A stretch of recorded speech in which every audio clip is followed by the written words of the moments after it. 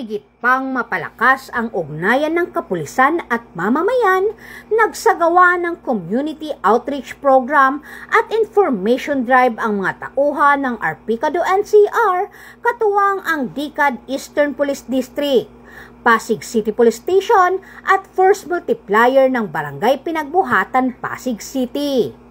Layunin ng aktibidad na palawakin ang kaalaman ng komunidad tungkol sa mahalagang batas at isyu ng lipunan.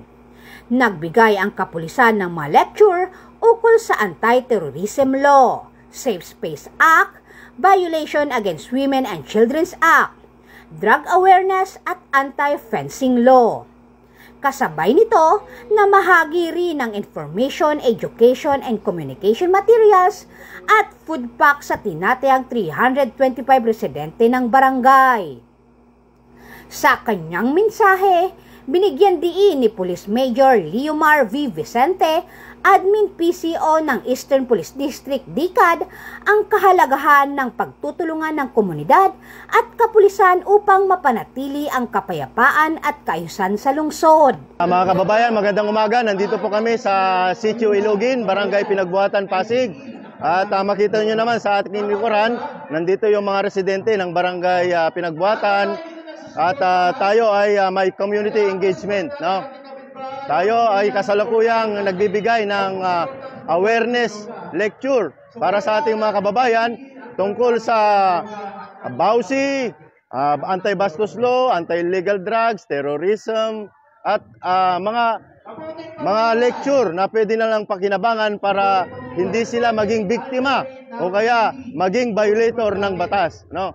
So maganda itong activity na to kasi dito natin nakakausap ang mga komunidad at mabigyan natin sila ng kaalaman tungkol sa mga batas na dapat nilang isaalang-alang, no? Ang mga ganitong activity ay nakapagbibigay ng magandang epekto sa komunidad para maging lalong peaceful ang ating nasasakupan. Nagpahayag din ng pasasalamat si Kagawad Archie Lucas sa mga kapulisan at iba pang ahensya na naging katuwang sa nasabing programa. Nagpapasalamat po kami sa pamumuno ng aming Kapitan Robin Salandanan.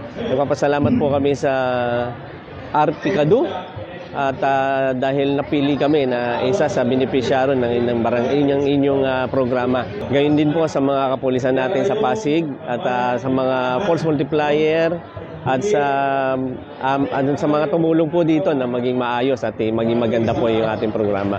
Muli po, mula po sa Barangay Council ng Pinagbuhatan, nagpapasalamat po kami sa kapulisan natin sa pagbisita po sa aming barangay. Nagbahagi rin ng mensahe si Ginang Leonisa Masangkay, residente ng lugar. Nagpapasalamat po ako sa araw na ito na ang ating kapulisan po ay nagpatupad po sila ng programa para ituro po sa atin ang kaalaman na hindi natin sila dapat kakatakutan.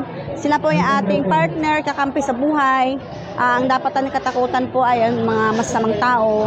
Hindi po sila, kasi kaibigan po natin sila. Sa 911 na po tayo tatawag para po na mas matugunan agad ng ating mga problema. Ang mamensahe po sa mga pulis, sa ating mga kapulisan, alam ko po napakabuti na ating kapulisan, din naman lahat po na nasasangkot sa masamang gawain. Marami pa rin po ang mas mabubuting kapulisan natin at mapagmahal sa mamamayan. Kaya tulungan po natin sila na mapanatili ang kaayusan, katahimikan, kapayapaan sa ating lugar.